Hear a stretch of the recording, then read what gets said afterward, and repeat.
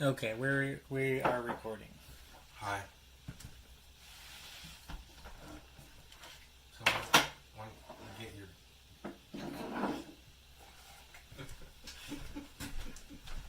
That was Cody's butt. Wait, where am I sitting? In that high chair. Okay. Yeah, I can't. Can you sit here or sit here? I'll sit on that side. Okay.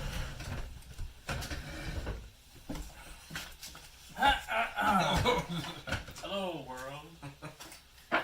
So, Cody, what are you smoking tonight? I don't know. Actually, can you sit here for a sec? Let me double check the video, make sure you can actually see the... Nope, can't. I'm not in the shot there. Here, let me just turn it, I guess. This is probably not very important. That looks better. Okay, cool.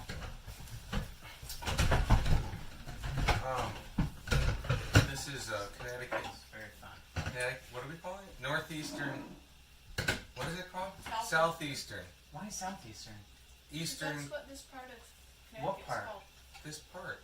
The New London. I don't live in the London southern part. I live in the northern part. Oh, okay, whatever. The Eastern Connecticut. No, Eastern New England. Eastern Connecticut. Connecticut Pipe Club. ECPC. Yeah. Oh boy. Wyndham was it Southeastern? Huh? I thought Wyndham was still Southeastern. I don't know. No, it's the Wyndham is the northern That's county. more northeastern. I guess. There's Wyndham, and then what's below New London, right? What's below Wyndham? New London. Norwich. Yeah, New Like London. as counties? Yeah. Yeah, counties. Anyway, Oh. what are you smoking? This is called Moon Trance. You have to show them your thing. My mom got me this for Christmas. Oh, your mom. This is an interesting story. This is a famous tobacco. Well, here, okay. Right. No, go ahead. You had a story you wanted to tell, and I've been waiting all Oh, night that to hear first it. story. Yeah, okay. One story at a time. All right. So this is a true story. As you know, and for our one subscriber maybe, and for the 6 people that'll watch this, I am a substitute teacher through an agency, and I'm just gonna say this is public knowledge. This is in the newspapers. In the Day. You know the Day? Oh, no, yes, sure. Yeah, it's a local newspaper out of New London. So I, for the last couple of days, have been working in New London High School. It's all public knowledge, okay? So I'm not like no confidentiality. We do, yes. So the last 2 days I've been working in one classroom, and here's the sitch. Here's the sitch. The sitch is this: the regular teacher, a man named Fred Driscoll, Choose is not is on leave. He's on leave, and I'll explain why. They hired a long-term substitute, which I won't name her name, but she's on maternity leave. Okay. So I was the substitute for the substitute. Okay. Yeah. And that can happen sometimes. So that's the sitch. Now, back in, I think it was October, what got Mr. Driscoll to the state of where he is now, where he was actually suspended, paid suspension. So he's on leave with payment. There's the baby crying. Sorry. And what happened was, and again, this is all on the Day. Cody, why did you do that? You can research it. That's not Cody. This is not Cody. And I'm Mr. Saunders. That's right. You could research all this stuff. It's all public information. He was suspended because you can. In the article, it says that he was talking about how to make a noose. Oh boy. Right. So one of the kids took a video of him talking about how to make a noose, and it became taken. That's the story on the Day. The story in the classroom from the actual students that I talked with was that in the class is an AP government class, and he was talking about the part of the Constitution that prohibits cruel and unusual punishment. And he was talking about how hangings are now considered in almost all the states, if not all the states, to be cruel and unusual punishment. Yeah. So they don't do them anymore, and they haven't for a long time. Can I say something here? I Yes. know this is your story about. You might know more about that. I might actually. Okay. Yeah, because isn't there a way of tying a noose that when someone falls, their neck breaks, so they're not like. That's exactly what he was explaining. Okay. So yeah. he was going into detail of that. Now, Mr. Driscoll actually was he's a Navy man. Wow. He's a Navy man, so I guess he probably knows about Good. such things. I can't really see much. He knows about such things, I guess, nooses. Or he's also That's. he has a degree in social studies, so Right, he probably studied this sort of thing. So Wow. he was going into detail explaining how it works. Yeah. Because someone asked him, a student asked him. Oh, so he was baited. He was baited. He was set up. Now wait, you're starting to get. What did the This is student- exciting now, right? What did the student? What was the question? How did they The ask? question is, how do you make a noose? How do you do it? How do you do the thing that you're talking about? Because how was a noose made that was used in executions and capital punishment cases? And he describes it. You have to get it wet, and you tie it around between between two of the vertebrae, whatever, so that when it falls, it breaks. It's a clean break, and the victim dies Right. pretty instantly. So that was caught a little less than 30 seconds of that was videotaped, and it became this thing where he's accused of being racially insensitive. How so? Because of, I guess, the connotations or the associations of a noose and lynching, Yeah. and also just suicide, that kind of thing. Like he was helping students know how to kill themselves efficiently or something. Yeah. So basically, the whole thing is racially insensitive. The students are not at a place where they should be hearing. It was inappropriate for the classroom. That kind of thing. Was it? This is the question. So he goes by Chief. Chief Driscoll was suspended with pay, pending investigation. An independent investigator. Now this was in Suspended with pay. with pay. Okay. So he's at home receiving pay. And apparently there's a third party investigating the whole thing. Yeah. So that's story one. Story two, almost at the same time, and the newspaper report, of course, again, it's in the day. This is public information. Another New London high school teacher, last name is Gordon. He also teaches history, ironically, social studies, whatever they're calling it these days, had a DUI arrest. And was charged for DUI and a bunch of other stuff, including almost hitting a cop. Almost around the same day. Around the same time. This two stories are in the day on the same day, reported on the same day. Yeah. So Chief Driscoll's gone. He's on suspension. This guy's still here. I've seen him. I saw him The yesterday. DUI guy. Yeah, I saw him yesterday. So those are some of the facts, some of the public facts. The behind the scene facts are these. When I walked into Driscoll's room yesterday, it's plastered with conservative stuff. Okay, just first, Go one ahead. second. Let me light my pipe anyway. You drew the lucky stick to cover his class? Well, yeah. I mean, in a manner of speaking, I received an assignment from. This is how it works. The sub is on maternity leave, so I think she started. She was actually in school earlier this week. The student told me. So she must have started her maternity leave because of going into labor or whatever, getting close to labor. What's today? So I think Wednesday. She was out Wednesday. I was there and they had someone else covering her Wednesday. Yeah. I was there yesterday and I was there today. So when they call out of it, when they post their absence, it's all online and the substitutes get it and stuff like that. So just got this assignment. Yep. Okay, so you walked into his class. I walked into his class with conservative stuff. Plastered, like Stuff that he put up. Stuff that he put up. So like just quotes from Churchill. Yep. Quotes from the founding fathers. Mm-hmm. Some of his own thoughts about a generation not being a generation that's trained to hate its country is not gonna want to defend its country. Stuff like that. So all conservative stuff. Big poster of Trump. Oh, really? Right beneath it is a picture of Ronald Reagan.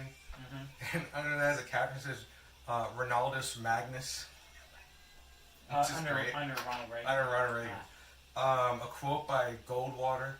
So it's like Barry Goldwater. He's like, even according to a student, I didn't really know. I'm not as hip as some of the students.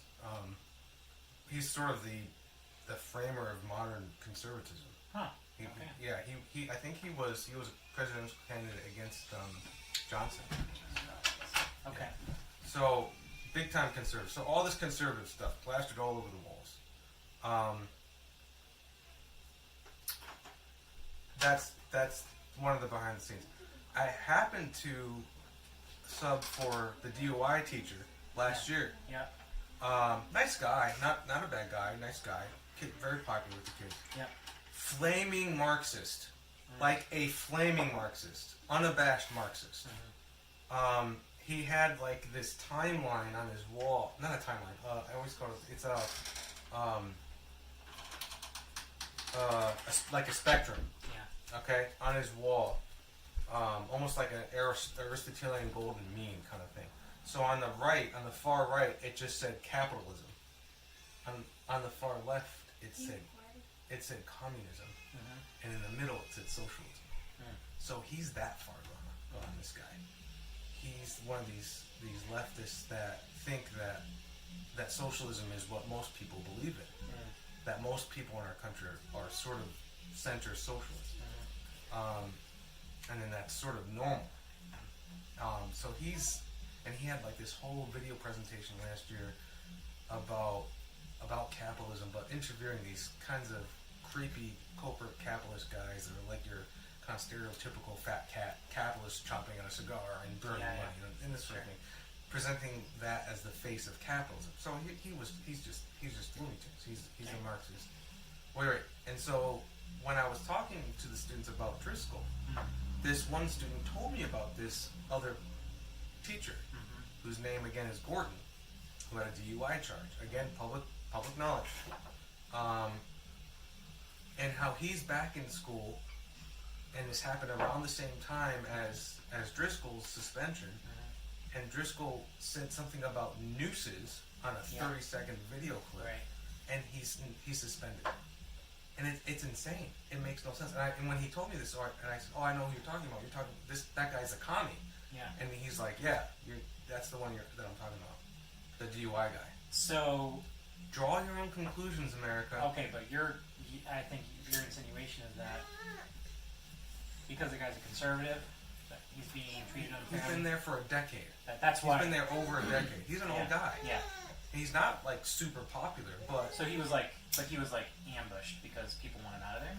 So, sort of like according to a black student, who is totally against this. There's a small amount of the students I feel they're not even all conservatives. Yeah. But they're totally against it because it's an AP course. And she was saying my grades are slipping. I had like a 90 something, now I have an 80 something, because they've been in this sort of limbo state. Because their regular teacher's not there, and their replacement, the temporary replacement, was pregnant when she started, like super pregnant. Yeah. So it was sort of a dumb decision. And all they want is let the guy come back, apologize, and let's get on with life. But they're in this BS investigation now for who knows how long. He's getting paid.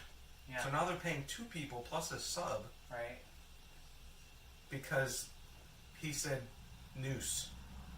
And meanwhile, DUI guy almost knocks out a cop. Yeah. Driving recklessly, could have killed somebody, and he's in school and it's okay. Well, only one of those people was endangering the students. Yeah, obviously the guy talking about noose. Now let me tell you what. here's another thing.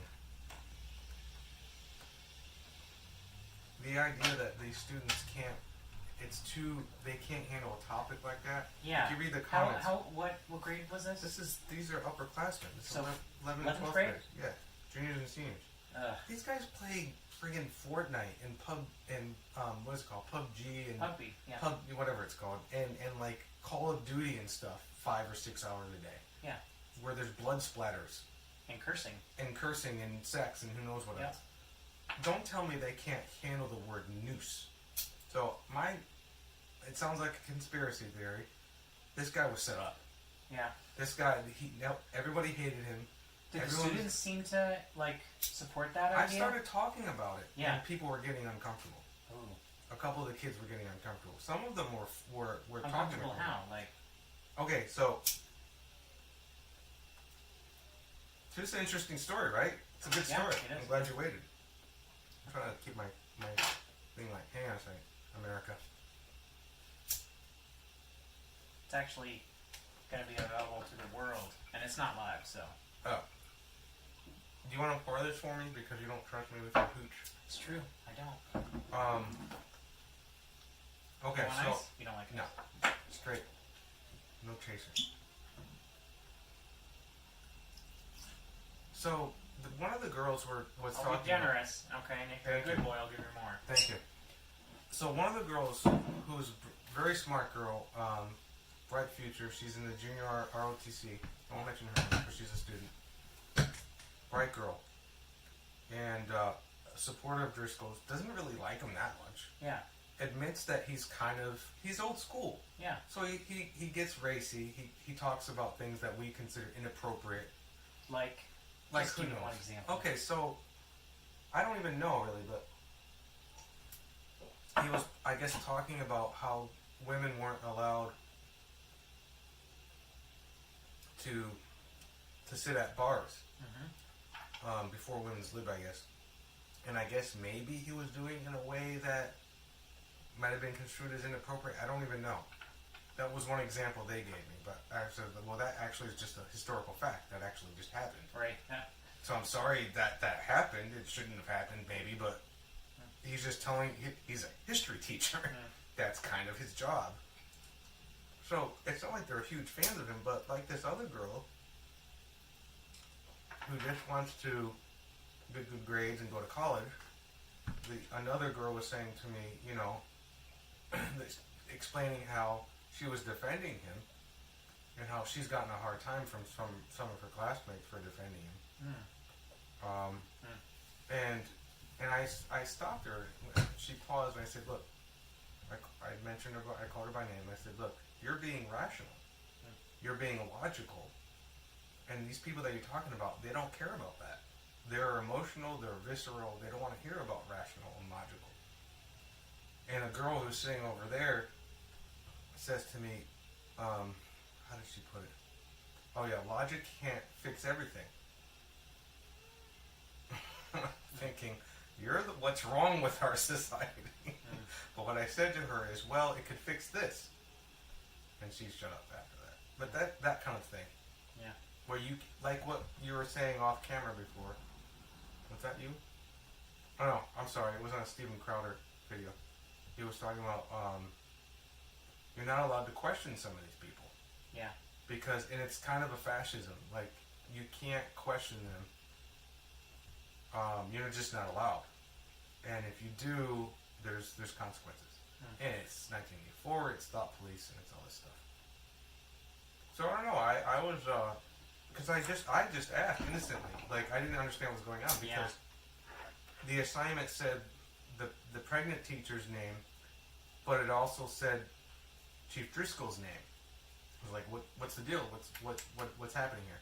And they explained it to me. He was suspended with pay because he said noose.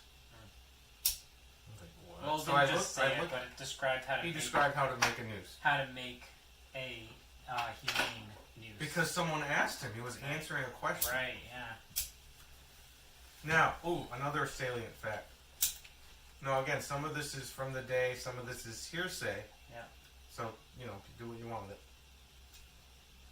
But one of the students, again, the black student, the first one I mentioned, she said that the young man that asked the question has said in her words that he hates white people, and Chief Driscoll's white. Mm-hmm. So it sounds like a setup to me. Mm. Like he's been there for a long time. Students who are brainwashed into the left are reading this stuff on his wall. Probably he's talking from a conservative point of view. Yeah. And pro-Constitution, you know. And they probably, I don't know, had this opportunity. No, he's talking about hanging. What can we do with this? I don't know. Speculation. But it's an interesting story. I mean, this happened in November. And this is the first time I heard of it. Of course, I don't really watch the news that much. One more fact. Yeah. I'm done about this story. We can go on or whatever. So, this other girl who I had been talking with the... Well, anyway, we were talking about current events and the wall and Trump and all that. It was a good conversation, actually. It was very cool. Oh, yeah, we should talk about that. Yeah. Just checking to make sure it's still recording. Um, Want to talk about the wall? in a minute. Okay. We're going to talk about eschatology, though. Yeah, I know. We'll get there. Okay. There's plenty of time. Sorry, this is just really good. It goes good with bourbon, too. So it was a good conversation. She was a leftist. She liked Bernie Sanders. I explained to her the evil of socialism and why it's wrong, and well, one of the reasons that it's wrong. And she was open to receive that, so that was good. But after the conversation about Chief Driscoll, she was kind of like, you know, I don't really care. It's kind of too bad, but I mean, he always would like share his opinions. Wait. He would always share his opinions, and I just want to know what I need to know to pass the test. I'm like, well, wait a minute. What's wrong with him sharing his opinions? And he's like, well, he should just give us the material. It's like, so you're saying like none of your other teachers share their opinions? Ever? Ever? Never, ever? So that was evaded. And I said, well, look, it's good for your teacher. That's a pedagogical tool. It helps you to kind of challenge your thinking, challenge your beliefs. And that's actually a good thing. Yeah. It's not just about taking tests and getting a good job. It's training your mind how to think and stuff. I wasn't sure what she said. She was kind of talking under her breath. I wasn't sure how she responded to that, but that's the kind of thing. That was the sort of the discomfort in the class, where there was this sort of core group of maybe 3 or 4 students, maybe more, that were pro Driscoll. They were like, I mean, going around saying "Free Driscoll," and then the other people were either silent or like disagreed, but they were like kind of passive aggressively hostile about it. So what do you think? What are your thoughts about that? Leave a comment below. If you like this content, please subscribe. Please subscribe. Oh, click the bell. Oh, man. Every single video, they all do that. They all promote that. You see how many people watch these videos? Well, it's like 2.5 million people. Well, you know what the thing is, though? Every time they do that, I'm like, oh, we gotta keep our voices down. Oh, you know what? I didn't.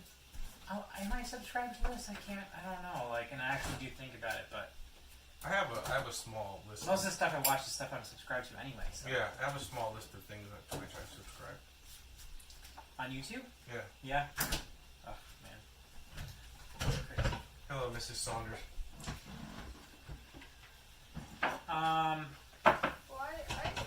Well, you have I have a thought that. Yeah. Sure.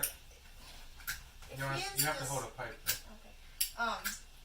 Describing how to hang a person. Describing how to make a noose. How to make a noose. Yeah. So, how hanging. I could read it. I could get the article. Yeah. I can kind of see how that would be a problem. After a student directly asks. You could say, I can't answer that question because it's not. Yeah, I know. You could. An appropriate You could. thing to talk But the guy knew how to. Well, And he knew how to make a humane noose. The guy is like 60 years old. He's not trained in the sort of Well, cultural sensitivity crap. That no, people I are mean, trained I'm in. not even talking about it from a cultural sensitivity standpoint, but Right. from like suicide prevention. Like, I could see why people who are promoting like suicide prevention would, if that was the kind of Yeah. tack that they were taking, I could see why they would. Because learning how to make a noose is not like a Google search away. Well, right, but it's I'm gonna pipe back. even if something is a Google search away, that doesn't mean that it's information that should be shared from a person of authority in a school system. I mean, there's a lot of stuff you can look up and find out for yourself that a teacher Sorry. shouldn't be. I'm not. You're playing devil's advocate. I'm just giving my opinion. I disagree completely. Okay. I think that I mean, there that's not a big surprise. there are no limits to what a person can or should say. I don't think that if Like, if here's, well, this is what I was thinking of. Yeah. If it was my son who asked, and obviously this guy was baited, but if we were talking about, I can see a situation where, like, I might just explain. I might just go and look it up. And Cyrus is like, wow, they really hung people, like, and specifically with respect to, like, and I'm sorry, I'm not trying to cut you off. I want you That's to. okay. I said mostly. But specifically about like learning how to make a noose that is specifically designed to break someone's neck when they die, like when they're actually dropped, as opposed to like improper ways of making a noose. How do they even know how to do? I can see my son thinking to himself, "How do you make a noose? Like how would you make a noose the wrong way? Like and just sort of being like just curious about it, not like Right. No, I was know. thinking about I'm not. killing myself later." And, That's not even what I Yeah, mean. Like, yeah. I don't think that. It doesn't sound like the situation even was like someone who was suicidal trying to figure out how Yeah. to yeah. do that. But I don't know. That's the only reason to me that makes a little bit of sense. well, let's just stipulate that what the student said to me and what one of the people who leave a comment on the article, if I can get it, now it wants me to log in or register, which I'm probably not going to do. Yeah, man, why do you have to pay for news? Like, Stupid. Anyway, The days.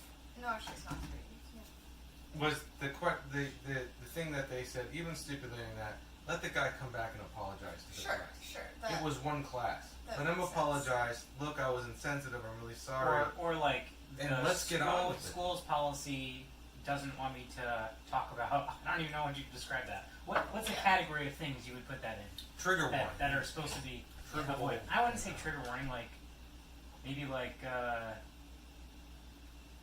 describing instruments of human demise and how to Yeah. construct them or something.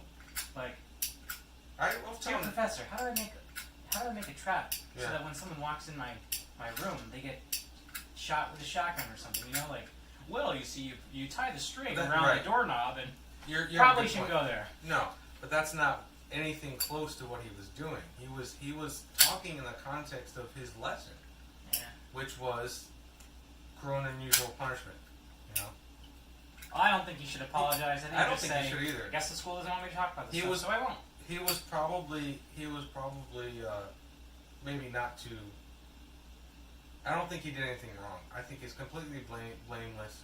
I think the problem is our stupid society that has turned these children into snowflakes where you can't hear something that ruffles your feathers at all without Telling them. telling you. Yeah, it's a kindergarten morality where you're not allowed to do anything that makes somebody feel uncomfortable because then you're not nice, you're mean, and all that stuff. So anyway, I thought it was interesting. But Good one. I don't think the problem, the idea to me of there being like rules of speech, controlling speech. This is the bigger issue. Yeah. And I brought this up to them, to this small group of girls. I think there were three or four girls. that were pro-Driscoll, and I brought this up. The bigger issue to me is controlling speech. And someone says, you Should- can't talk about that. Yeah, should someone be punished, even in a private sector, for, like, the thing that happened with this kid from Google a year or two ago, whatever it was. Even in, it's a private company, I understand that, that's fine, you can do what you want. But the idea of punishing people for saying something, I think is reprehensible and counterproductive in a free and just society. And you hear about these things on the internet, you hear about conservatives complaining about it on Facebook, but then when you're actually there, and you yeah, it's true. This actually does happen, where people are getting in trouble for something that they said. It's Yeah. not even. It's not like he's not saying the N-word. He's not saying racial things. It had nothing to do with race at all. You know, it had to do with talking about the death penalty You watch Crowder's stuff why on- hanging is bad. and why hanging is bad. Did you watch Crowder's stuff It's on not like he was on Right. there is no such thing? Was it no? There's no such thing as hate speech. Yeah, I saw Like, that. I like that. Yeah, that was good. I like how he drew the distinction between Yeah, a call to action, Call to action and what speech. and speech. Yeah. yeah, yeah. That was good. Why don't you explain that, Cody? I can't. Well, there's a difference between saying like I hate Christians and if you go kill this Christian, I'll give you $50. Or like, I wish. Somebody. Yeah, exactly. Yeah. And I use Christian here because we are We are Christians. Christians. Whereas And I'm sure that we if are I- public enemy And number if I one picked here. a different religion, then this video would get flagged. But the Christians, they can just take all the beatings, so and they won't complain about it. So We could just say that we're Muslims, The YouTube even though, bots. yeah, yeah, even though we're not. But that would be fine. yeah. So one is illegal. What? I believe Right. you can get arrested for that. Yeah, Telling people to go kill someone. Yeah. I mean, yeah. or It doesn't matter if rallying. why you're telling somebody Rallying to go calls. kill someone. Yeah. Crowder's example is a classic example, and it's misused a lot, which is you're not allowed to call fire in a crowded space Right. if there's not a fire. Right. But that's people use that as an example of controlled speech, but it's not. It's not speech, and that was his point. Was that that is a call to action, and there's a distinction made legally between a call to action and speech. Right. So like what they're trying to do now in America is, penalize people for hate speech. Right. Apparently in Canada, according to that video, that this is already happening in And different parts of and Europe. people don't know that there is a distinction between hate speech and calls to action. That calls to action are already have legislation surrounding them. Right. So and the thing that I wanted to point out to the students is that it's not just a matter of people being able to say whatever they want. It's really a matter of do we want the government directly or indirectly, explicitly or implicitly controlling our thoughts? Because that's what it really is. It's controlling your thoughts, your speech, the things that you say, your expressions of belief, are really what is going on in your mind, and in who you are, and is that what we want? Like, even if you don't agree with someone, do you really want to live in a society that is able, by extension, to control what you think? Because if it says you're not allowed to say this, this, and this, then How do you Yeah. stop that? Yeah. I mean, right. So it's like 1984. it sounds all good and well when it's not about things that you care about. Yeah. But if someone's like, nah, sorry, you can't hold a rally, you can't talk about how people should be protecting the environment, that's against the law. Like if the government went and did that, people would have a very different opinion about, about the government controlling speech. They started legislating against things that they care about. This thing, right. So it's interesting. I always thought that some of this was hyperbolic and stuff I've seen on Facebook. Conservatives complaining about basically sort of persecution. Yeah. But it's not. It's not always that. Maybe it is a little bit, but it's interesting to actually see an example of this firsthand. Yeah. And I hope Chief Driscoll wins the day. I think he's got a wrongful termination suit coming if they end up firing him. Because if they're firing him for this, he'll probably be exonerated. But I mean, I don't know. And he seems like the kind of guy that he'll go back to school and go back to work and it'll be business as usual, and he won't give a rip about the fact that everybody hates him. So good for him. I hope that's what happens. So save Chief Driscoll. Hashtag save Chief. I'll add it. Is I'll add it it. free Driscoll? Free. Sorry. Hashtag free free Driscoll. Hashtag free Driscoll. What was my name? Oh, I'm sorry. What next? I did mention End the of the wall. world. I kind of only wanted to talk about it mostly because I've only heard a little The bit wall. about the news and Yeah. Trump shut down the government. Yeah. Is it still shut down? Still shut down. He seems pretty determined. He's a tough guy. Strange. Excuse me. I don't know how people can oppose the idea of a wall. Well, apparently they haven't always. The Democrats Yeah. haven't always. Haven't always. I haven't looked it up myself. I want to Okay. look it up myself. But apparently, they have entertained this idea themselves. And It's just because Trump. yeah. So what's the thought here that we want illegal immigrants? I don't know.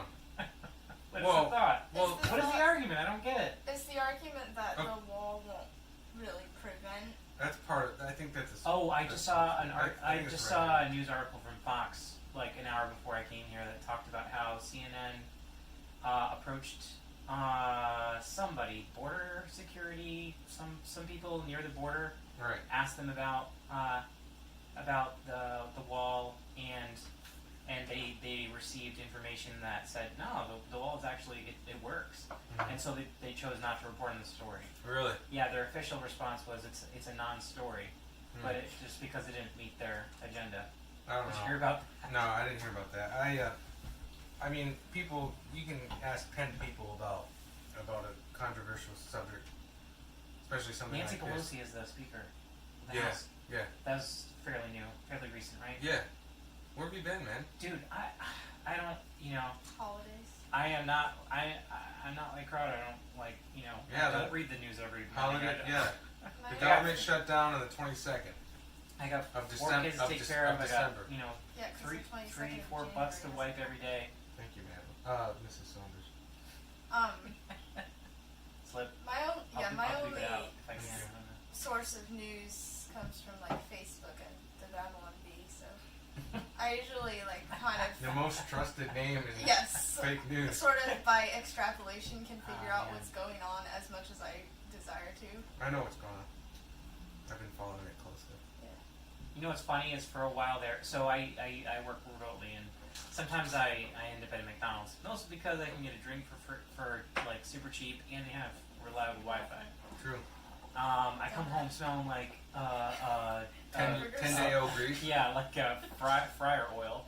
Yeah, it's so funny. My wife, Mrs. Not Yeah. Cody. yeah, my wife every time I come home and give her out, she's like, oh, I smell like McDonald grease. Why don't you just stay in the man cave? It's different being outside the house if I need to get something Clear done. your head a bit. Yeah, when I'm there, I feel like I need help, and Yeah. because No, that makes sense. yeah. How I got my thesis written. I make that one? No, but at the Yukon Library. True, Just yeah. leaving the house if you Yeah. go do something Anyway, for 2 so hours. McDonald's is always playing, at least in one near me, is always playing CNN like 24/7. So that's where. So for a while there, all I was getting was CNN, and then Louder the Crowder. So I'd get like this like It's a really good spectrum. like biased like liberal media, and Yeah. then like satirical conservative responses to it. Yeah. So I had to like kind of I'm like, oh, okay, now it makes sense. I know what's going on now. Yeah. Well, that's the thing. I get into politics sometimes. I have these like seasons when I get really into it, but then I think, I'm not sure who to even believe here. I can't go to Texas and find out what people think about the wall, or how many illegal people are actually coming through, and if they're gang members or terrorists or whatever they are supposed to be. I can't do that. I live in Connecticut. You know, what do I know? So how am I supposed to make a decision? So most of the year I spend like completely cut off because I don't care and I don't know that I can trust anybody. It's sort of political agnosticism. But I guess I'm in my season of politics, so I'm very well informed about what people think is the truth. Yeah. So anyway, Nancy Pelosi. Yeah, Speaker of the House. God help us. So there was Chuck Schumer is the majority leader. No, he's not. The Republicans are majority in the Congress. Sorry. Okay. He's the leader of the Democrats or whatever. So, I don't know. but she's been giving Trump a hard time, I guess, right? Yeah. What I hear. Yeah. So yes. Is she the rejecting the facts person? Yes. She's rejecting the facts. Oh right, I remember that Reject your quote. facts. I reject your facts. And this was I the reject your facts. this was the somebody Say that to from my this was a students. high level I mean, authority. maybe she meant like I think the facts are in dispute. Like Yeah. This was a high level. She was talking to a high level member of the Homeland Security, and she says, "I reject your facts."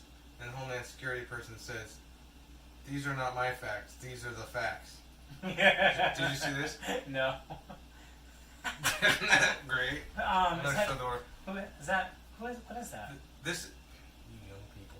This is Chuck Schumer.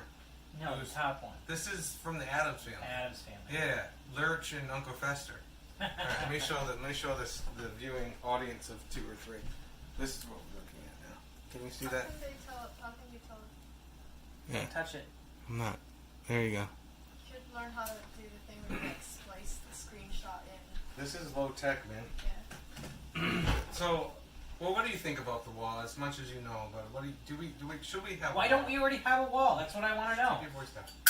I want to know, like, well, why don't we already have a All right, wall? I'll play devil's advocate, and then I'll tell you something that I heard that I think is brilliant. Is the actual answer. Okay, all right. The devil's advocate part is that it's inhumane that people are coming to America. You need to get your violin to play really sappy theme music. People are coming to America because they want a better life. Yeah. I have another story about that. I have a lot of stories being a substitute. These freaking wacky dude liberals, they're driving me crazy. Anyway, and a wall will Keep them out. I don't know. Dude, like, I really don't don't know. understand. I The don't know. argument is, walls will keep them out. Wait, And now that, we just can't do that. because it's inhumane. I don't get it. Not truly. It's inhumane because it will prevent these poor people from getting what seeking a they- better life. Seeing a better life. Maybe that's it. I don't You know. want to prevent people from seeking a better life. How could you be so Now, cold-hearted? What I've heard was that I've actually heard this in 2 separate occasions. One Democrat said that we don't need a 14th century solution. We can do better. And then someone said Lasers. we don't need a 17th century solution. So they bumped it up 400 years. Because in the 1800s, Yeah. they were building walls all over the place. Yeah. I don't know. This is what I said to my liberal student friend. I haven't heard a good reason why we shouldn't have one. Yeah. I would like to hear a good reason why we shouldn't have one. The only one I've heard is the expense.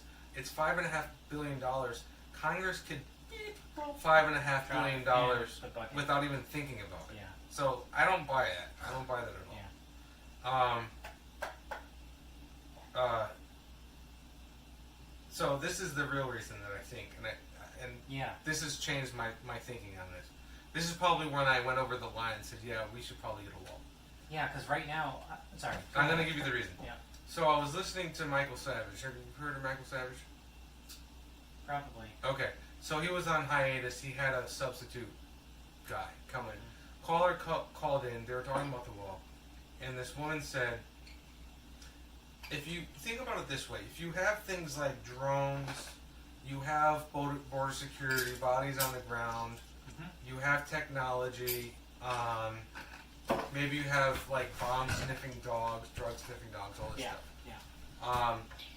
Sort of tangible assets like that. That's all fine, but that is that's all temporary. It's to the discretion of Congress. They can fund it or they cannot fund it. Yeah. They can have those things there or restrain them, depending on what they vote on. If you have a wall, it's permanent. It's there to stay. You're not going to take the wall down once it's up. Okay. So her thought was basically the Democrats lose control if there's a wall. They can't defund it. I don't understand. That actually sounded like a really good. For people so concerned with money, I mean, how are they not concerned with the adverse effects that illegal immigration has on our economy? Because they don't what? They don't believe those facts. They deny those facts. My analogy is this, and I've said this to people. And Trump brought this up. Did you listen to his speech? Listen to his speech. I did. I watched. It's really good. I thought it was very good. He looked really uncomfortable, and like he was kind of like this, and he shouldn't. He wasn't like he normally is. He was like reading something. Yeah, he's a much better speaker when it's off the cuff. You should just do that. Dynamic. Yeah, yeah. He's much more dynamic. He's a much better speaker when he's just kind of talking to he's people. much But he more, was reading, it was like. Well, yeah, when he's reserved he's like this, and restricted to reading just the raw facts. And I'm like Don. Prepared. Just improv, man. You've been doing this for decades. Anyway, so and what he says is true. Like Nancy has a wall around her property. Yeah. You know, take that down. Yeah. You wouldn't want you people take your to wall down first. She's trying to prevent some people from having better life in her jacuzzi. Well, that's my argument, my analogy, argument through analogy. That's a really good one. You lock the door. Look, yep, I have like maybe a dozen people pass my door every day. Let's just say, maybe a dozen people. Way more than a dozen people. You think it's a dozen? Oh yeah, more than a dozen? this is like because it's very busy. Like people walking past. Yeah, there's a lot of people who walk. So how many do you think there are? I don't know, 50. 50 people. Okay, that's a lot. Let's just say there's 50 people. It might be some of the same people going back. Yeah, hardly any of them are going to break into my house and rob me or kill my family. Hardly any of them will. That probably is not going to happen. Hardly any of them will do that. That door's locked right now. Knowing that we're probably not going to be burglarized. And I bet that the same thing is true of your house. And the same thing is true of 99.9% of the houses in America. Why? It's what Trump said, and it was beautiful. Whoever wrote that for him was genius. It's not because you hate the people outside, it's because you love the people inside. Single tear. It was genius. That is exactly correct. Yeah. That is exactly correct. I just think it's just the yeah, and the thing is that we don't hate people outside either. We don't hate the Mexicans. Right, Mexican yeah, no. food. I mean, I don't know how much it is, but I'm sure, not even I'm sure the government provides countless billions of dollars in foreign aid, and that's not including all of the nonprofits that are like privately run that also do those sorts of things. And look, America has done its share. Okay, I'm here to say that we've done our share. Yeah, but you can't help those outside unless you're protecting the people inside. America first, baby. If your country is falling apart, you can't help other people. Yeah. So You're just allowing people to come in and rob your first step rob your home. Yes. It just to me it seems to be just the way countries work. Are there any other countries in the world that are just like, come on in, enjoy, take our food? Did you see that Crowder? Come on. where they're in Hawaii. No, He and not gay Derek are in Hawaii. Jared. Jared. As much as you want, man. Thank you. You're cut off. Thank you. And they do 2 segments. This was on YouTube, so the things they do on YouTube are kind of edited and shortened. And stuff. Yeah. But the first thing they do, I don't even remember. The second thing they do, they dress up like. The first thing they do, I don't know. Yeah. He and not gay Jared dress up like Charlie Chaplin. Charlie Chaplin? You know Charlie Chaplin? Hats? Yeah, like old timey 1920s like suits, and they have like the round glasses and like the mustache and Yeah, the stuff. monocle. Yeah. No, No. round glasses. Like round glasses. Yeah. Okay. So Charlie Chaplin. Yeah.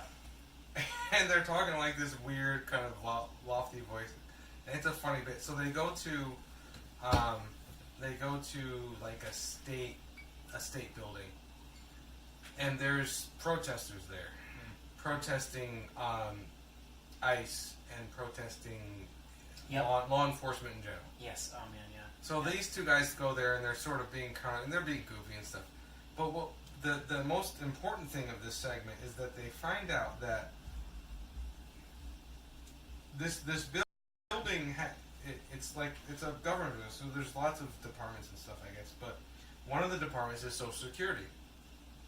So you can come and get your Social Security check with an ID, like you would, to go get your check. Okay, for people for some reason don't have direct deposit or whatever way that they do things in the modern world. In Hawaii, apparently they're still in the 1980s. So you have to go to this physical locale and get your physical check. And you go with your ID or whatever. On 2 days a week, I forget which the days were, you can go at 9:30 in the morning for like an hour, and then like at 1:30 in the afternoon without an ID, and request an escort to get your check. What are the implications for that? I don't understand. That anybody could go and get a check? Okay. I don't understand. Let me light my pipe. Hawaii is giving away free money. Are they really? This is a Crowder thing? They have no way of knowing. Did they go in and get their free check? They said they were going to come back. I don't know if they ever did it. They said they were going to come back. Weird. So Hawaii is giving away free money. So if you're in Hawaii on vacation and you just feel like getting a couple extra $100, oh, what island? You got to look it up. I don't know what island it was, but you can apparently get free money Tuesday in the state of Hawaii. That's pretty weird. And just go there and say, I don't have my ID. I'm requesting an escort. So, is there any other country in the world that doesn't have a wall that But just lets immigrants come in willy-nilly? I don't know. do they ask you like what your name is? I don't- And if your name is in the database, they might be I don't know. like, okay, go away. Maybe. I don't Because know. like you could still John probably, Smith. Yeah, I mean you could probably do like identity fraud pretty easily that way, but you would have to know someone's name Maybe. maybe I don't know. to get who receives Social Security. I mean that's still a problem because How do you prove it? Like, okay, you know that your neighbor gets Social Security, or you know that your dead mom. Well, your neighbor your dead gets. mom gets Social Yeah. Security. Shut up. I've had a few to drink. Your neighbor gets Social Security. You know Yeah. your neighbor's name. I'm John Smith. I don't have my ID though. Yeah. You know. So yeah, I mean you're right. They probably have a database of actual names, but if you don't need to prove that you're that person. To me, it just seems to be the reality of the way nations work. That in order for a nation to exist, it needs to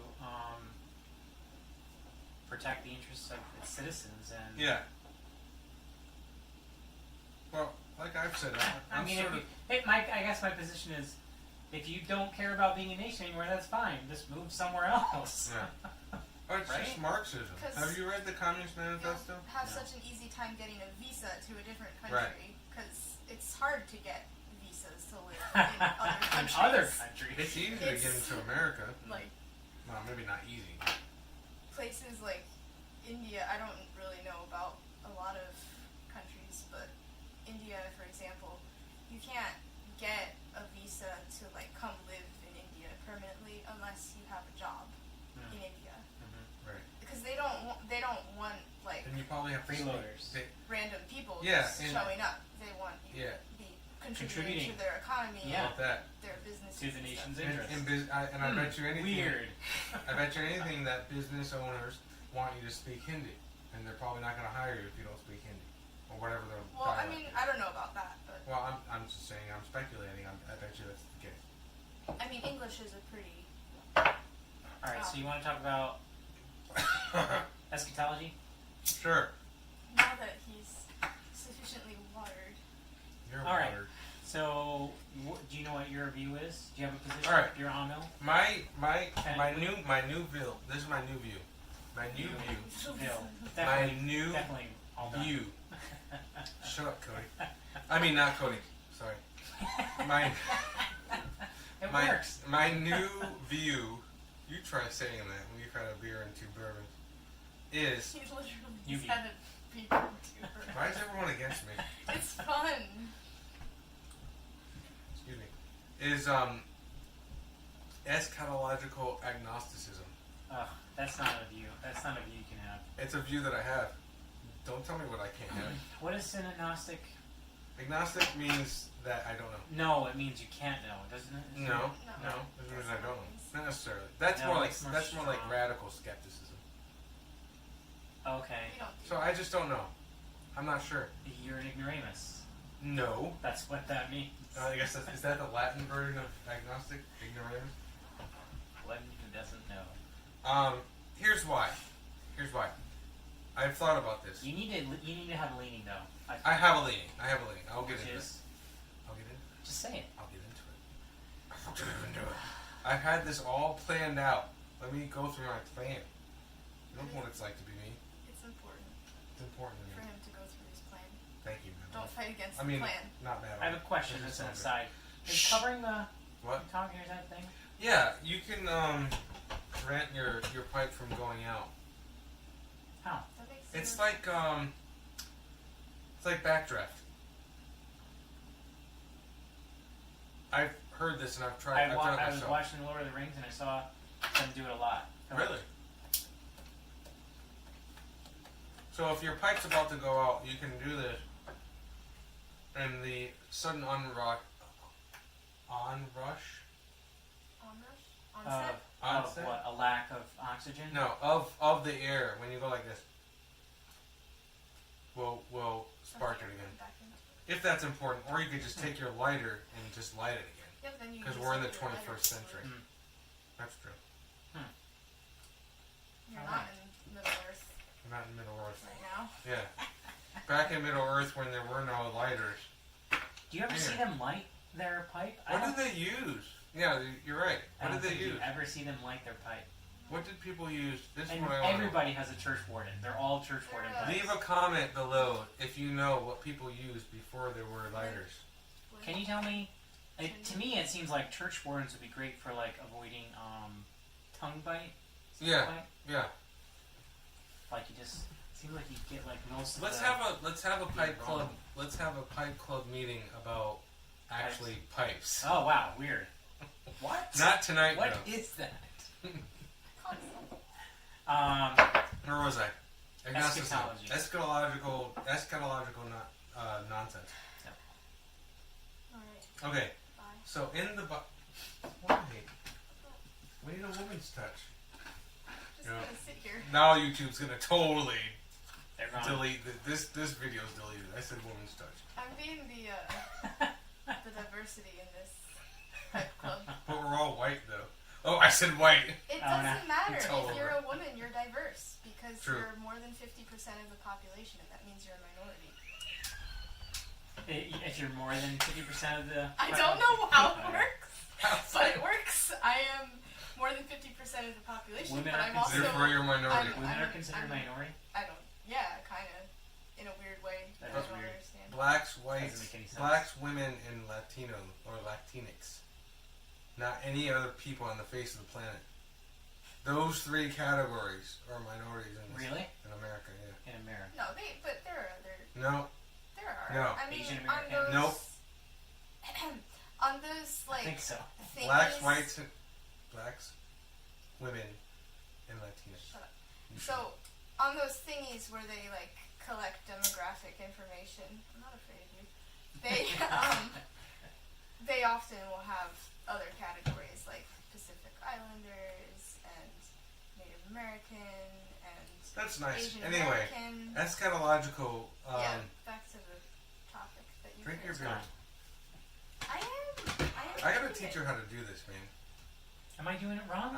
It seems like it. I don't know why. You've lit your pipe like 5 more That's times because than I've I been have. talking more than you have. I have not been drawing consistently. It's fine. I'm getting some gurgling in here. Let me show you about gurgling. Do you get that gurgle? I've been doing this recently. This is something I learned about long ago and I've never done it. I don't know if it's gonna work. You stick it in the stem You stick it in. while it's going? If there's you know the gurgling, you get that. Yeah. So that's just moisture that's building up. So You're you probably, go in, you suck up the moisture Yes. with the... and Okay. you take it out. Hey, look, you got some pipe cleaners. I did. You haven't bummed some from me anymore. Shut up. Dude, every You time don't- I was... You know what it's like to be poor, What's your name again? Christopher? Mr. Oh! Mr. Saunders. You wake up Sebastian. I will murder you. Every time I was over Christopher's house, Mr. Saunders. whenever I ran into you. You literally woke up Aw, Sebastian. I'm sorry. Who's that? Baby Saunders. No, he'll be alright. He'll go back to sleep. He'd always be like, hey, can I borrow a pipe cleaner? I'm like, But this happened Here, look. once. What are you like, talking about? pennies. This happened once. No. How many times? has it No, happened? you must have at least borrowed 3 or 4. See, no gurgling. And now. I gave you extra. You're like, can I have a few extra? No But that one gurgling. time, you're like, do you think I could take a few I home? think this is the Mandela effect. I don't remember this happening though. You, We have to You talk about remember you this? texted me about I this. deserve points for Anyway. for lending those pipe cleaners. eschatological Yeah, agnosticism. you should let him use I one if he wants to. don't Go like ahead.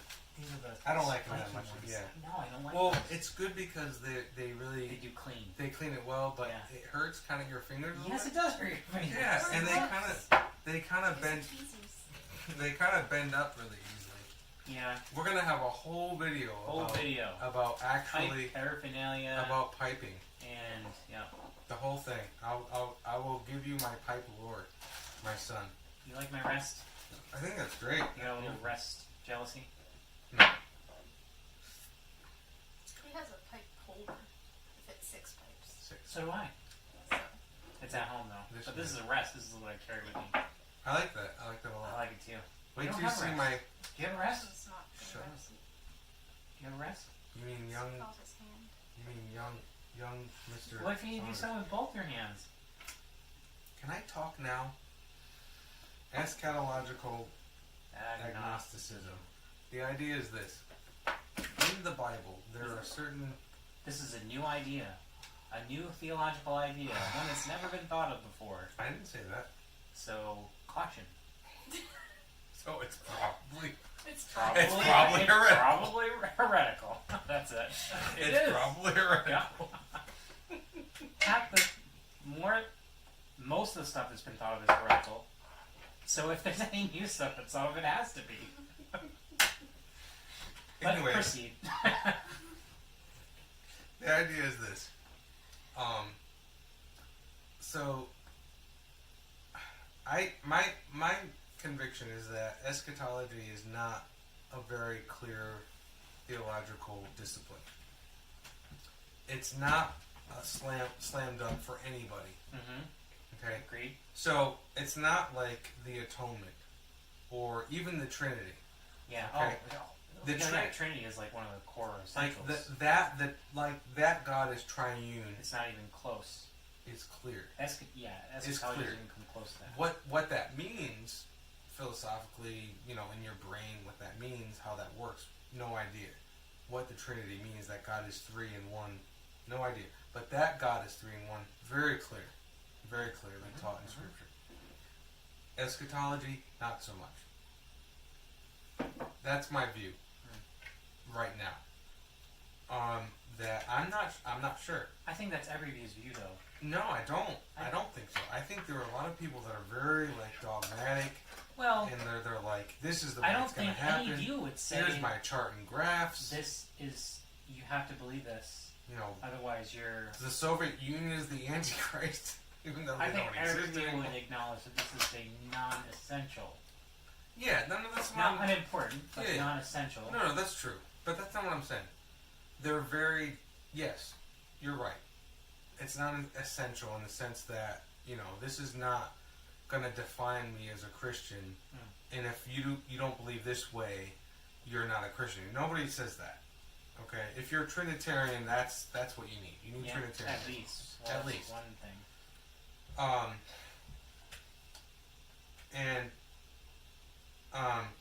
So I think officially my position is eschatological agnosticism, just because it's like you look at the reactions of when Jesus is talking about himself being the fulfillment of these promises, and people are like, I don't get it. What's going on? What's going on here? Until it actually, and then when it happens, in hindsight, the gospel writers are like, Hindsight's 2020. oh, this is what he was talking about, and this is what Jeremiah was talking about, and this is what Joel was talking about, and this is what Isaiah was talking about. Yeah. Okay? Oh, okay. Well, anyway. And it was like, as it's happening, as the prophecies are actually being fulfilled, they're gaining insight, and they're gaining knowledge about eschatological knowledge, okay?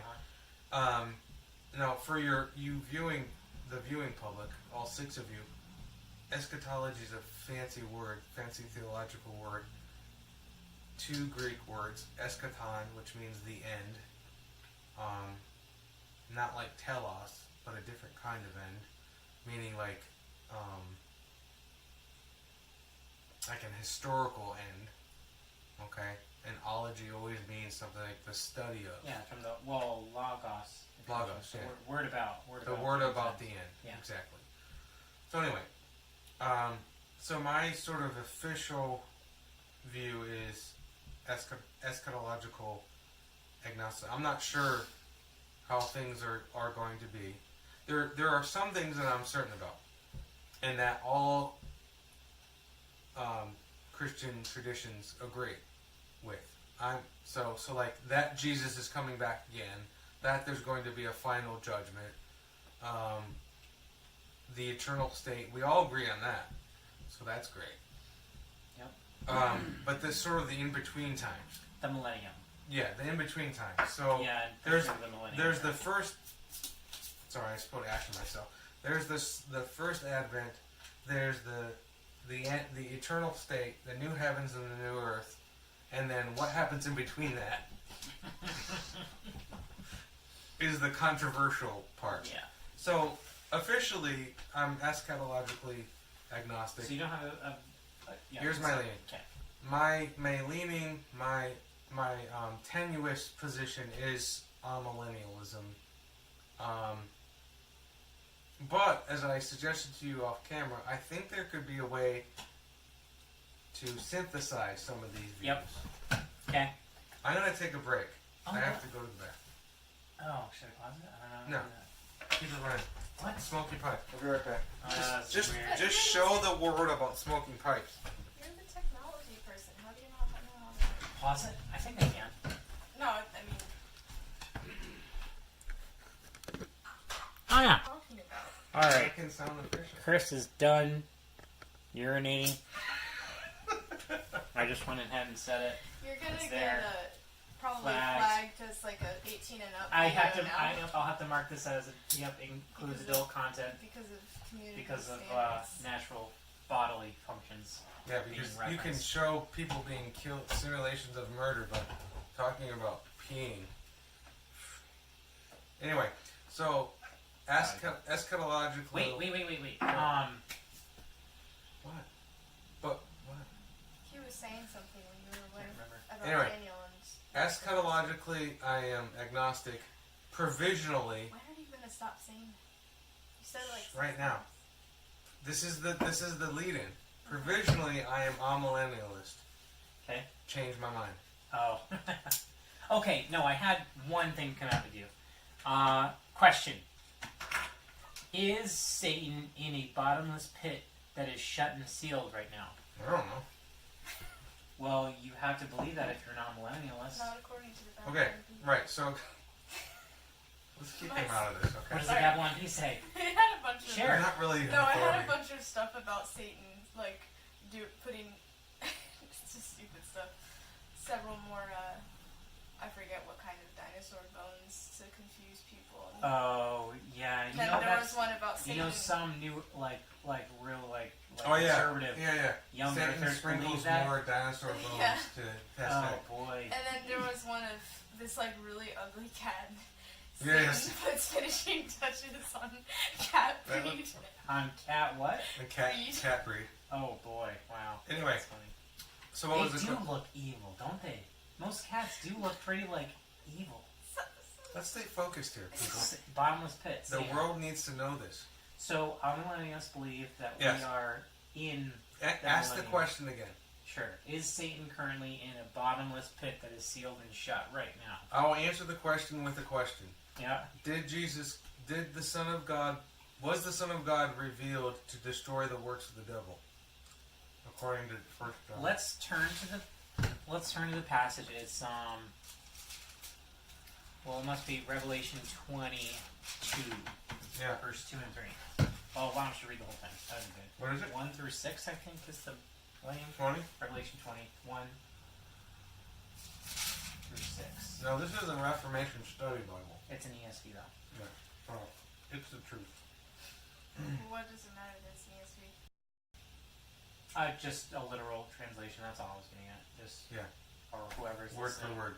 Then I saw an angel coming down from heaven, holding in his hand the key to the bottomless pit and a great chain. And he seized the dragon, that ancient serpent, who is the devil and Satan, and bound him for 1,000 years, Ah. and threw him into the pit and shut it, and Mm-hmm. sealed it over him, so that he might not deceive the nations any longer. Mm-hmm. And if the 1,000 years were ended, and after that, Yeah. he must be released for a little while. Okay. So, Wait, no, keep going. oh, Is that it? 1 through 6? then I saw thrones and seated. Yeah. Yeah. No. Then I saw thrones and seated on them were those to whom the authority to judge was committed. Also, I saw the souls of those who had been beheaded. This is the problematic Keep part going, for keep me. going. Okay, From okay. Yeah. This is the problematic part for me. This is why I'm agnostic. I'm not sure. Also, I saw the souls of those who had been beheaded for the testimony of Jesus and for the word of God, and who had not worshipped the beast or its image, and had not received its mark on their foreheads Yeah. or their hands. They came to life and reigned with Christ for 1,000 years. Mm. The rest of the dead did not come to life. So if we're in the millennium, Why are you Why are you cutting go me ahead. off? Go ahead. Did not come to life until the 1,000 years were ended. This is the first resurrection. Mm-hmm. Blessed and holy is the one who shares in the first resurrection. Over such, the second death has no power. Yep. But they will be priests of God and of Christ, and they will reign for him for 1,000 years. So Yeah. doesn't that mean that the resurrection already happened then? Well, if you're interpreting it literally, but why should we interpret that literally? No, but I'm saying you're talking about your Amil. That means that we're in the millennium. This is the 1,000-year reign of Christ Mm-hmm. until the parousia, when he actually returns, Yeah. the second coming. Yeah. So Christ is ruling and reigning right now. The 1,000 years.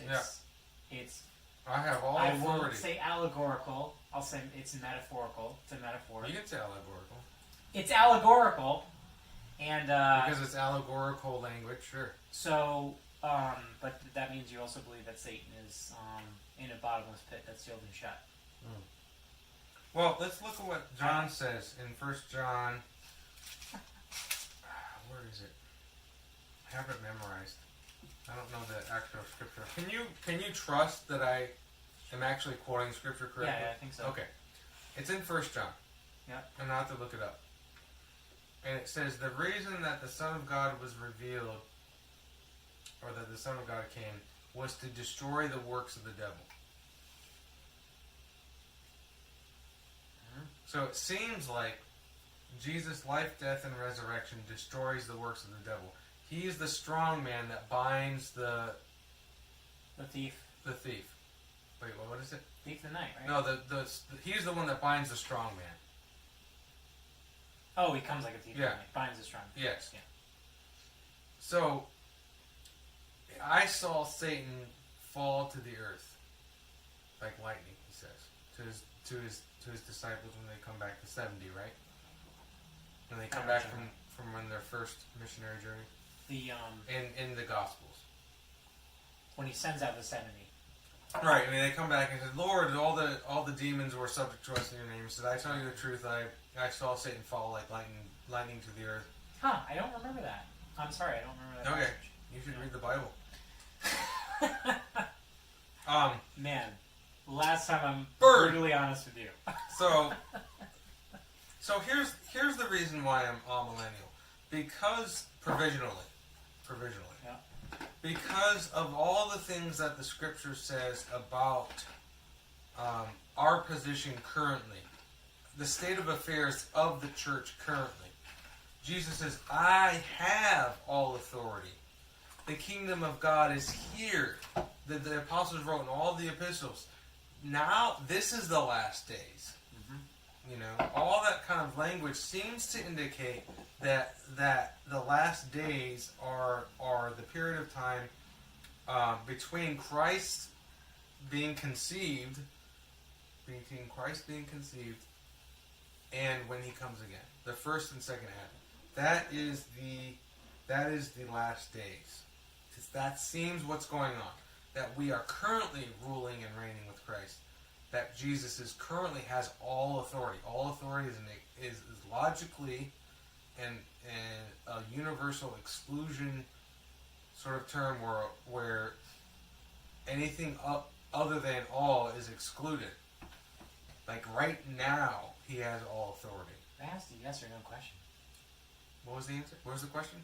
Is he in the bottom split? Is he locked in the bottom? Yes. Sealed? Yes. You know what I'm going to ask next. Yes. There's a passage in 1 Peter that talks about what? The How's it devil described? rolls around as He prowls. around as a roaring lion. So, those seem to contradict each other, don't they? Yeah, that's why I'm agnostic, because I don't know. Well, But you the have to have a amillennialist- position on that, I guess. I can tell you the amillennialist position, I think, Yep. which is that I've heard this before as an analogy. The long war, and I think I talked to you about this off camera before. Where are you going? I'm getting more ice. Ice is for babies. Drink your bourbon straight, you man. I like it slow and steady and smooth. But then the ice dilutes the Yeah. bourbon. What Mrs. Saunders You said. still get the same amount. But No, doesn't you it don't. You taste get sad to you? Not sad, just not as burny. Yeah. feel the burn, man. I like bourbon, but I mean this is cheap bourbon, so I'm It's just good. protecting my It's tongue. inexpensive bourbon. All right. Is it? I don't know. I don't know. What's like non-cheap bourbon? Stuff that I've never heard of. Expensive Like stuff. single malt Yeah. kind of. No, that's Well, Scotch. I mean, No, this that's is. I don't know anything about. I think they do small barrel or small batch. Are there like? That Is says it more than small like batch. four or 5 year age?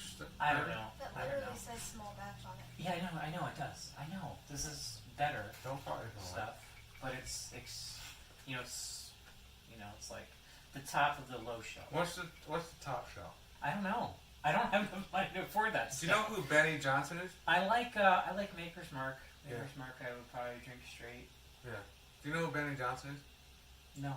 Okay, he's a conservative guy. IGR, Independent Journal. He's a Republican, conservative I guy. don't know. Good guy, smart guy. He drinks a lot of high quality, top shelf. Yeah. Jefferson something. Anyway. So, the analogy is, and yeah, this is like, it is sort of,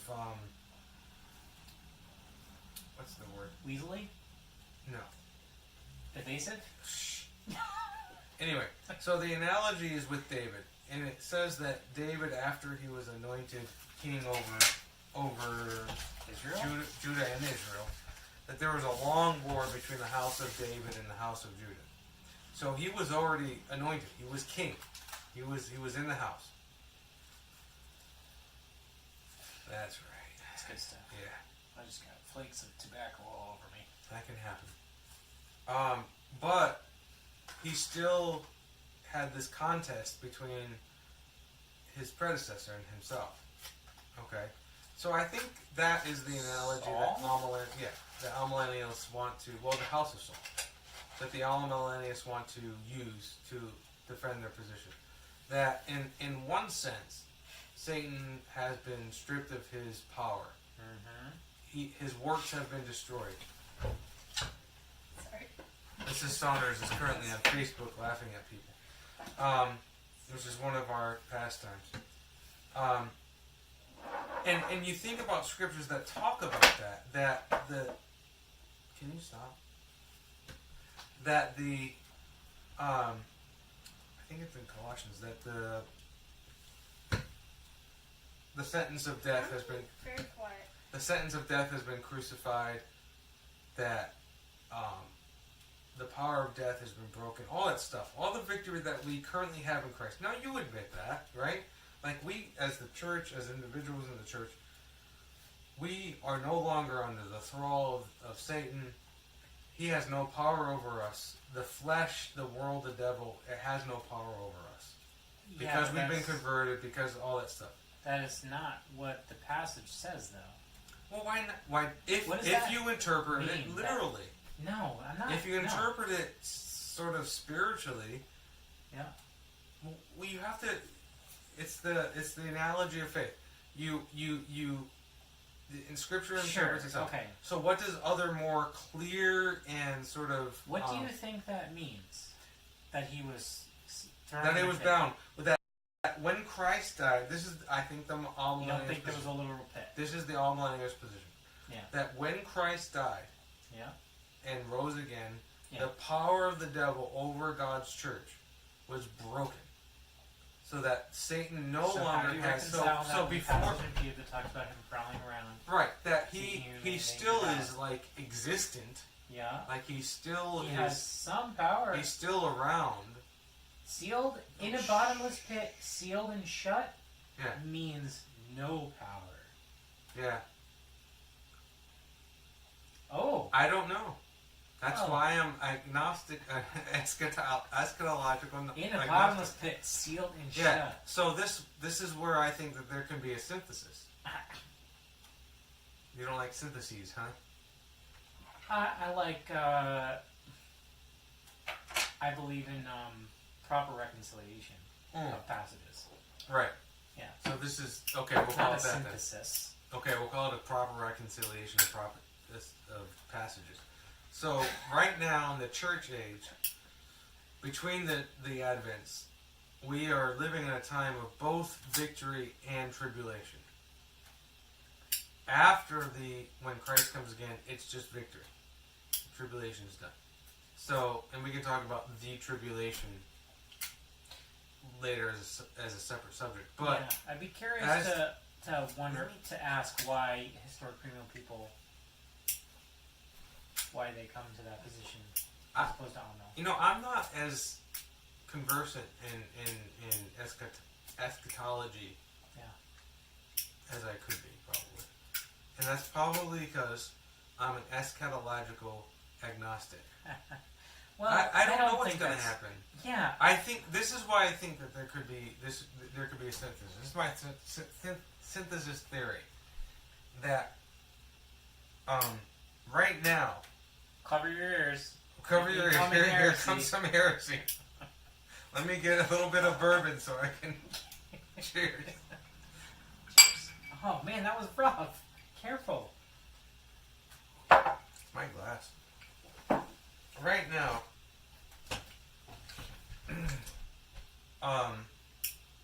there is a temporal victory through what Christ has done in the cross, in his life, death, resurrection, and his ascension. And the reason that I've gravitated toward amillennialism is that it seems to... Can you stop? Maybe 12. It seems to... that view seems to, I guess for lack of a better term, honor what Christ has actually done in his life, death, and resurrection and ascension, the coming of the Holy Spirit on Pentecost, the power that we have as Christians now that the Jewish church didn't have. And I know you object to the term Jewish church, whatever, blah, blah, blah. But what Jewish people didn't have, the Old Testament believers, and you probably object to the term Old Testament believers. No, Old Testament saints, that's right. Old Testament saints. We have something that they didn't have. Okay? Now we should all sort of agree with that. Right? What? That the church, that the Christian church, the New Testament church, has something that the Old Testament church didn't have. Yeah. Even if you don't like even if you don't like the term Old Testament church. So we now have a victory that they didn't have. Okay? Yeah. And Christ came to destroy the work of the devil, and it seems like it's a finished. When he was on the cross, it said, "Tetelestai, it is finished." His first sermon was, it's in Mark. I'm actually going to preach on this in a couple weeks, so I have to get it right. Where? We'll talk about that later. Okay. Oh, thank you. The time has come. The time is fulfilled. The kingdom of God has come. Mm-hmm. It's not going to come. It's here. It's right now. Repent and believe in the gospel.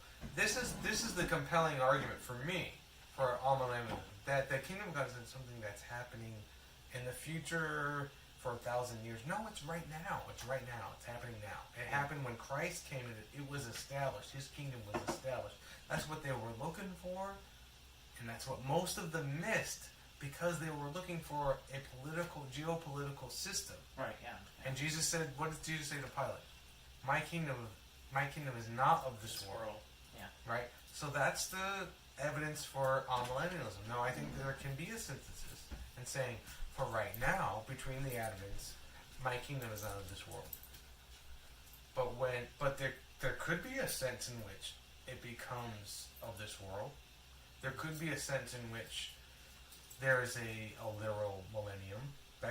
There's nothing like what millennials teach does not preclude upon there being a literal millennialism. Yes, it Millennial. does.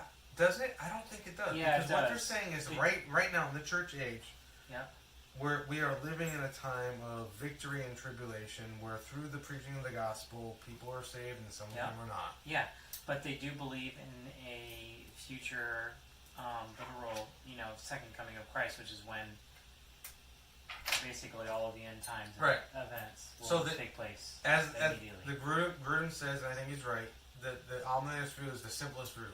There's the first advent, the church age, the second advent, and then that's it.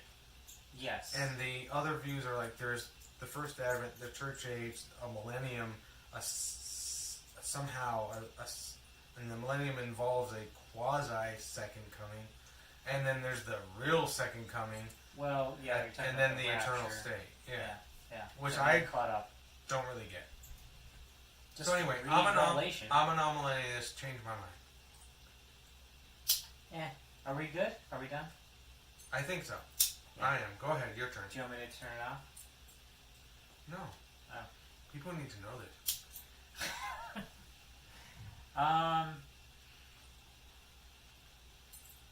Yeah. I don't know. I mean, it really depends on just how you read Revelation. Right. I think. I mean, and then other passages. Well, is Revelation... Is it an epistle? It's an apocalypse. Right. Is it a gospel? Is it an evangelist? But go ahead and open up to Revelation 1. I don't have my phone because it's recording. So what kind of literature is it? it's an apocalypse, but What I think does that mean? the best way to interpret the book is based on how John lays it out.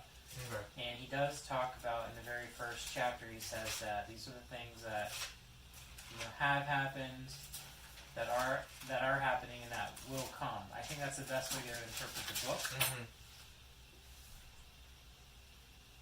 Let's read that passage. I'm willing to admit that there could be a literal 1,000-year reign. Yeah. My question to you is, what would be the There we point?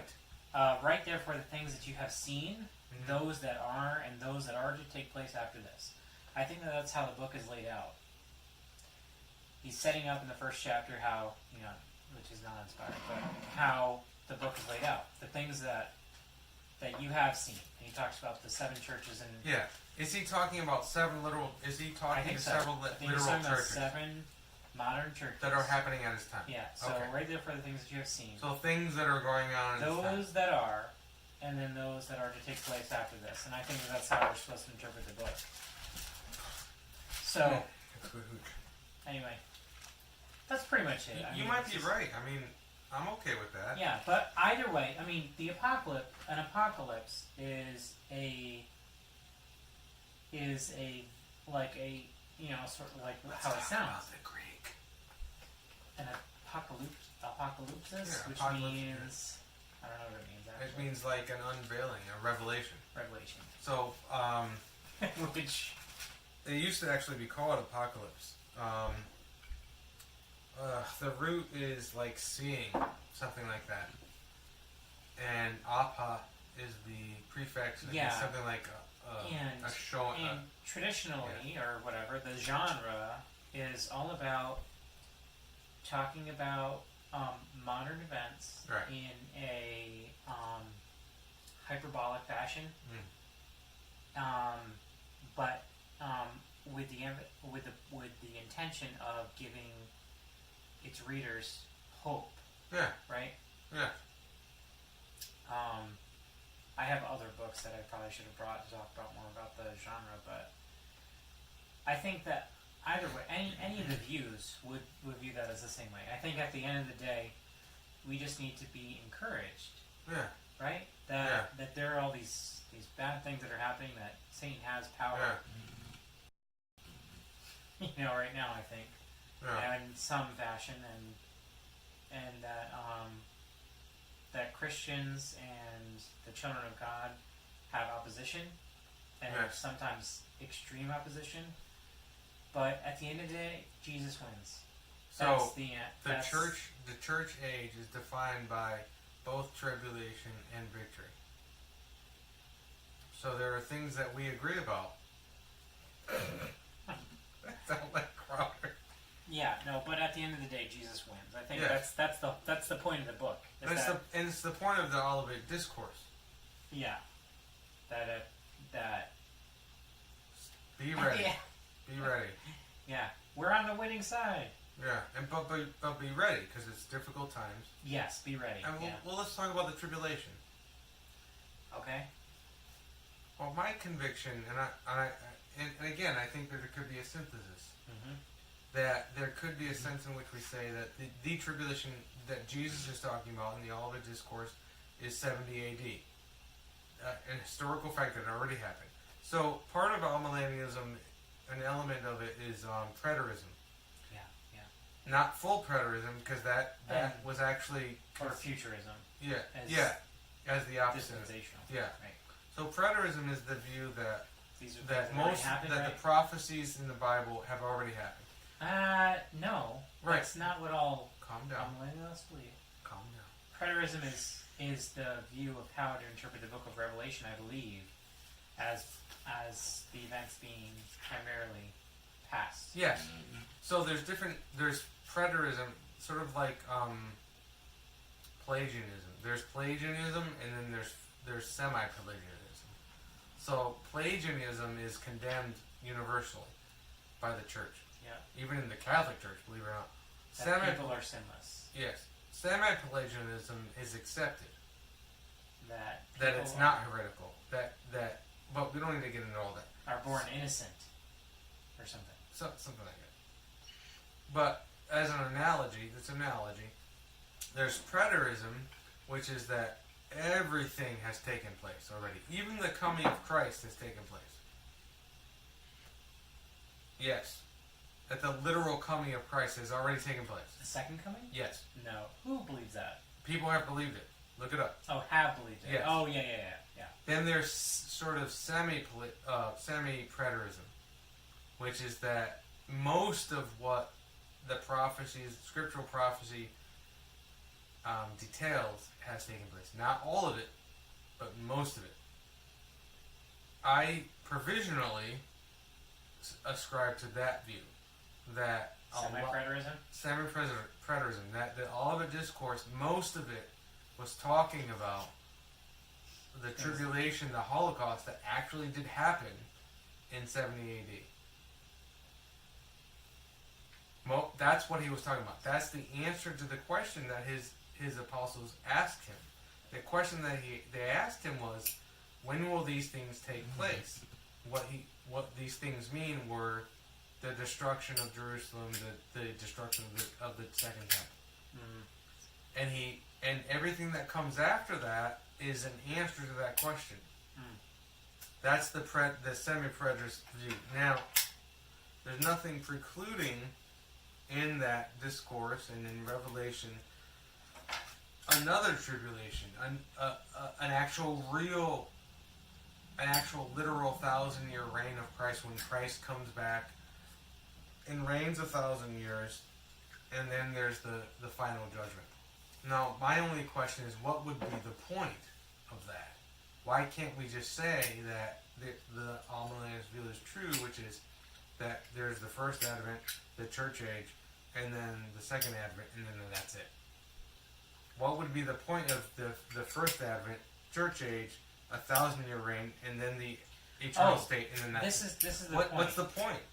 This is the point, and this is what I think where biblical theology, I think, is an important discipline, is that you see the unfolding of God's redemptive plan in history, and starting in the garden. I just want to say that I'm drinking my wife's beer, and she's over there, and she doesn't even know. She can hear you. She has another beer. But in Genesis, you have Genesis. You have I'm going to go through the whole Bible, right? No, it's good. You have God actually Smoke your pipe. walking in the garden. I can't while I'm talking. You have God walking in the garden. He has this literal presence and relationship with his children, and they disobey, right? And they fall, and they're kicked out of the garden. And then what happens next? I guess you fast forward to Like Noah. Yeah. And God has a relationship with Noah. But I'm thinking about advancing through history where God is actually being with his people. So I guess the next place would be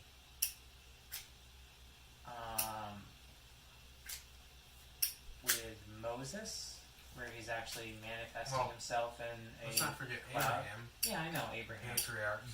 Patriarchs. Abraham, Well, Isaac, yeah, Jacob, but okay. Joseph.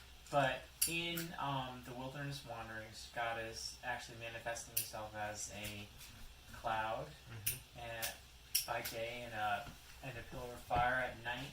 He's there, quite literally, protecting and caring for his people. And they complain and disobey. And you have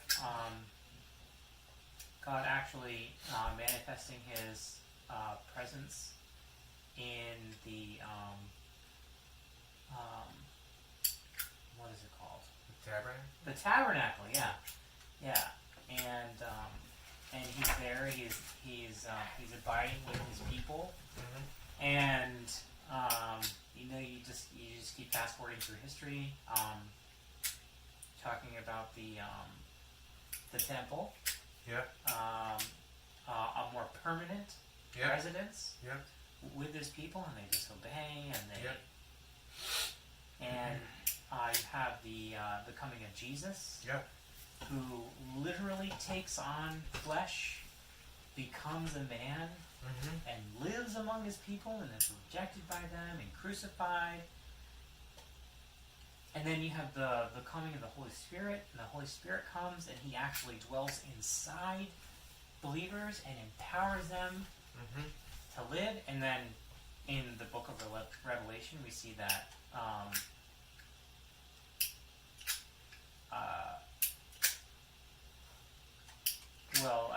I guess I mean the tribulation. There's an increase in apostasy and evil in the world, and then in the millennial reign, you have Christ coming, Right. and literally reigning and ruling among his people for Right. 1,000 years. Okay? Time out. Yep. Can Yeah. I interject some? Yeah, sure. No, actually, you go ahead. You go ahead. And then what happens in Revelation? You read that. What happens after the 1,000 years? It's the judgment. No. The final judgment. No. No. The binding of Satan is released, Yeah. and he deceives the nations. Right. And even after 1,000 years of Christ reigning, people reject him and Right. turn against him again. Okay. Why can't that 1,000 years still be the age in which we are? Where the church is empowered by the Holy Spirit to bring the gospel to the nations, and people are rejecting them. The church is Because I think there's a difference between. I'm trying to answer. I'm Finish not the done question. asking then. the question. Where the church is empowered, like the two witnesses, to call down wrath and blessing through the proclamation of the allegory. gospel. Yes, it's an allegory. Yes. No, there's actually wheels within wheels and fire and stuff. No, it's an allegory. Yeah, that's so ridiculous. You have to understand. Revelation is better understand if you understand Zechariah and Ezekiel and Daniel, where it talks about he's quoting these prophets, these Old Testament prophets. Okay, where the church has power right now to bring life and death to the world. We are a saver of life and death, Paul says. To those who are being saved, we're a saver of life. To those who are not being saved, we're the aroma of death. We have power of life and death to people. Jesus said to Peter, "You are the rock, and upon this rock I will build my church, and the gates of hell shall not prevail against it." Right? We have to understand that the church right now has that power. We're priests and kings. Or right now we are that, and we're binding and loosening people to life and to death, depending upon whether or not they receive the gospel, whether or not they repent and believe. And I lost my train of thought.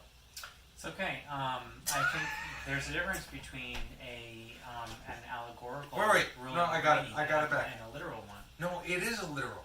There's a difference between allegorical and spiritual. Yeah. Spiritual is not unreal. Yeah. Spiritual is real. Yeah. But what's described is literal. Spiritually, this is what the Amillennialist position. That.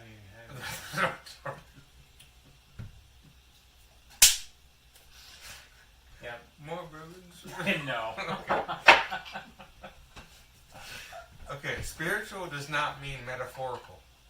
Spiritual just means non-physical. So the kingdom of Christ is non-political, non-geopolitical, non-physical. But it's real. But it's spiritual. It's spiritual in that the kingdom of sorry, I get burpy. I don't care. The kingdom of God is among you. It's not with signs and wonders. Yeah. It's with you. It's right now. Okay. Yep. So here's how I would interpret it. The question you had was, what does that mean? That after the 1,000 years, Satan is released. Yeah. Okay, so the gospel kingdom is happening right now from Advent 1 to Advent 2, the church age. The church is in charge of the world. Okay? This is the kingdom of God on earth. The church militant. Right? And we're conquering nations through the preaching of the gospel. Okay? And at the end of that, right, Satan is released from the pit for final judgment. Not for final judgment, it's to mislead the nations. Yeah. Talks So maybe there's a period, and I'll be wrong, but maybe Amillennialists think this. Well, he's bound now. Yeah. So then he's released. Yeah. I don't know what to think. So there will be a period where there's what is it again? Read it for me. Oh. It's in Revelation 20. Oh boy. Upside down. Turn around. So after the church age, right before Christ comes, Satan is released, and there's a judgment on Satan, judgment on the earth. So there's a period of time. And when the 1,000 years are ended, Satan will be released from his prison and will come out to deceive the nations that are at the four corners of the earth, Gog and Magog, together for them for battle. Their number is like the sand of the sea, and they marched up over the broad plain of the earth and surrounded the camp of the saints in the beloved city. But fire came down from heaven and consumed them, and the devil who had deceived them was thrown in the lake of fire and sulfur, where the beast and the false prophet were, and they will be tormented by day and night forever and ever. So that's the final judgment. Yeah. So that's the idea. So during the two Advents, there's a period of when the church, in greater or lesser degrees, are conquering the nations through the preaching of the gospel. At the end of that period, the devil is released, and for a period of time, and then the final judgment. And that period of time is, I guess, a period where this is it. Like, it's now or never. And then Jesus comes back, and that's the final one. So I think that's the Amillennialist view. I think that's what the scripture is teaching. There's two Advents. There's not like a semi-Advent where The rapture. Yeah. like the rapture, the 1,000-year reign. Like, what would be the point when right now we're ruling and reigning? The point would be to remove the saints from the period of the tribulation. But what if the Great tribulation they're talking about is 70 AD? Why can't that be the Great Tribulation? Because When that of how it's seems- described. I mean, What's described in all the discourse is 70 AD. That's what Jesus seems to be talking about. That's the answer to the question that he's been given. But that could be the synthesis. That could be the paradigm for further tribulations. Like, maybe there's a spiritual millennium, but there could be a literal millennium, a physical millennium. I don't know. There could be. What would be the point? There's a tribulation that happened during 70 AD. The end of the age that he's talking about is the end of the Jewish age, the end of the Old Testament age, when the Jewish temple is destroyed. That's the Amillennialist view. And but there could be another tribulation. I guess. I think we've exhausted the subject. I don't think we have. Okay, probably not. People have been talking about this for 2,000 years. You're right. Well, So I think that's a good place to end it. So I'm a millennialist. Changed my mind. Did you change my mind yet? That's I'm non-Amillennialist. Changed my mind, and you haven't. So, Well, but it doesn't mean I haven't proved it. well, there it is. YouTube. You decide.